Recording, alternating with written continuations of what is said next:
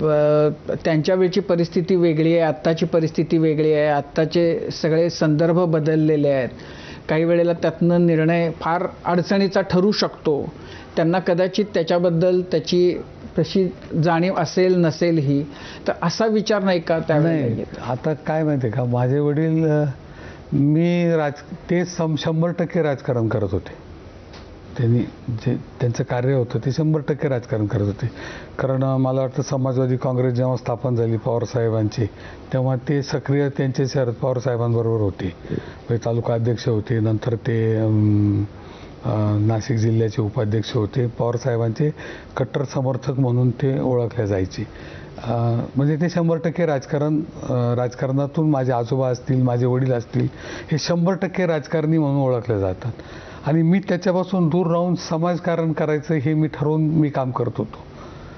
त्यामुळे मला कशाची अपेक्षाच नव्हती तशी. त्यांनाही नव्हती, मलाही नव्हती. जसे संस्कार पुढे आले तसंच आम्ही चालत राहिलो. त्यांनी सांगितलेलं ऐकत आलो. आणि असं चुकायचं काही नव्हतंच, मी चुकत नव्हतो. असं काही वाटलं त्यांना तर ते सांगायचे की असं नाही, असं केलं पाहिजे. व्यवहार असेल, काही घरातलं काम असेल, शेतीतलं काम असेल, ते जसं सांगितलं तसं मी केलं, तसंच मी पुढं चाललो. थोडक्यात म्हणजे मला आर्ट्सला ॲडमिशन घ्यायची होती. माझ्या वडिलांनी सांगितलं नाही नाही, कॉमर्सला घ्यावं लागेल, आपल्याला व्यवसाय करायचा आहे, कॉमर्समध्ये गेलं पाहिजे. मी आर्ट्स सोडून कॉमर्सला गेलो. आत्ता हा जेव्हा तुमच्या आयुष्यातला, म्हणजे तुमच्या सगळ्या आयुष्यातला हा जो आत्ताचा निर्णय आहे, तो खूप महत्त्वाचा, आणि तो पुढेही तुम्ही त्या निर्णयासाठीच ओळखले जाणार आहात. तर त्याच्यामध्ये तुमच्या वडिलांचा किती वाटा होता? तुमची चर्चा झाली होती का? तशी चर्चाही करण्याची गरज नाही? नाही, अशी चर्चा आमची कधी झाली नाही. आमच्या असं चर्चा आम्ही असं बसलो आणि गप्पा मारत बसलो असं कधी झालेलं नाही. म्हणजे फक्त त्यांनी सांगायचं, आम्ही ऐकायचं, या पद्धतीने आमच्या कुटुंबातलं वातावरण आहे. परंतु मध्ये मध्ये जेव्हा ह्या चर्चा यायच्या, ऑपरेशन टायगर असं झालं, दिल्लीत हे गेले, ते भेटले, असं जेव्हा झालं, तेव्हा त्यांनी मला एक दिवस बोलून घेतलं आणि मला सांगितलं काही चाललं आहे का? तर मी म्हटलं मला माहीत नाही, माझ्यापर्यंत काही नाही, असं काही करायचं नाही बरं का, एवढं लक्षात ठेवा. म्हटलं नाही करणार, डोक्यात असेल तर काढून टाक. मी म्हटलं माझ्या डोक्यात सुद्धा नाही आहे, हे जर डोक्यात असेल तर काढून टाक. तर मी म्हटलं माझ्या डोक्यातही नाही आहे. नक्की? म्हटलं 100%. राजकारण नाही झालं तरी चालेल, पण असं नाव खराब होईल असं काही करू नका. जेव्हा मग हे झालं, त्यानंतर तुमचे व्हिडिओ खूप व्हायरल झाले, तुमची आणि त्यांची भेट झाली. त्याच्या पलीकडं कॅमेऱ्याच्या समोर नसलेलं आणखीन काय काय झालं? नाही, जे झालं ते कॅमेरेच इतके जोरात चालू झाले की आमचं खाजगी आयुष्याच राहिलं नाही असं वाटायला लागलं. मी लो प्रोफाईल राहिलेलो आजपर्यंत, आणि मला ती सवय नाही आहे की कॅमेऱ्याच्या समोर यायचं, बसायचं. दर गोष्टीला जर कॅमेरा यायला लागले तर मी कॉन्शियस व्हायला लागलो. पण आता त्याला इलाज नव्हता. आता काही दिवस चालल्यानंतर थांबून जाईल.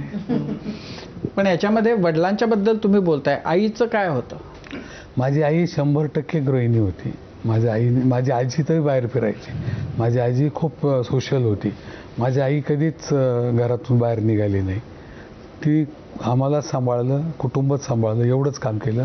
एक दीड वर्षापूर्वी ती गेली, तोपर्यंत कुटुंबात सांभाळायचं एवढंच तिने काम केलं. तुम्ही खासदार झालेलं बघितलं, पण तुम्हाला अगदी तुम्ही पहिलीमध्ये असताना तुम्हाला पुण्याला शिकायला ठेवलं, तर त्या शाळेच्या तुमच्याबद्दल सांगा.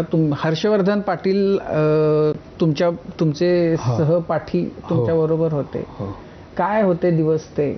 नाही, आता हॉस्टेलमध्ये ती मिलिटरी स्कूल होती, हॉस्टेलमध्ये होतो. कडक शिस्तीत 10 वर्ष मी काढली, 71 ते 81. परंतु खूप छान दिवस होते.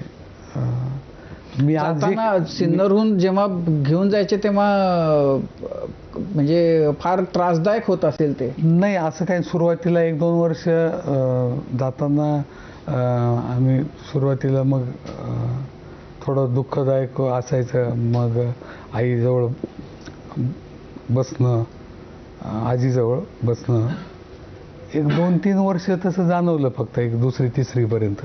नंतर आपल्याला माहिती आहे आपल्याला जावंच लागणार, तर रडून काय करणार आहे आपण. मग आम्ही जायचो, एसटीत बसून दिलं का जायचो. एकटंच जायचं? हां, कुणीतरी यायचं सोडायला. तिकडून येताना मी एकटा यायचो.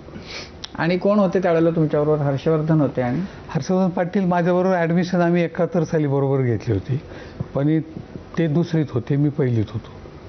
नंतर आता बरेच आहेत, पण आता हे नावाजलेले निलय नाईक आहे, हर्षवर्धन पाटील आहे, एक गोव्यात मिनिस्टर झाले होते प्रवीण झांटे, तो मी बरोबर होतो. आणि आता बाकी त्यांची नावं सांगून काय करू आता असं.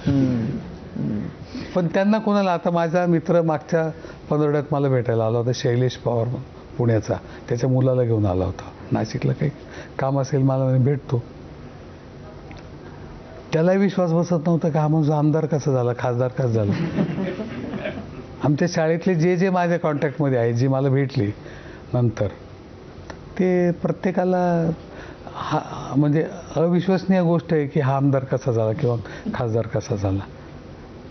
का इतके तुम्ही वर्गामध्ये शांत? असंच तेव्हाही तसंच होतो ना, आता तसाच आहे. दुसरं पण कोणाला बदलायला हवंय या बाजूला पण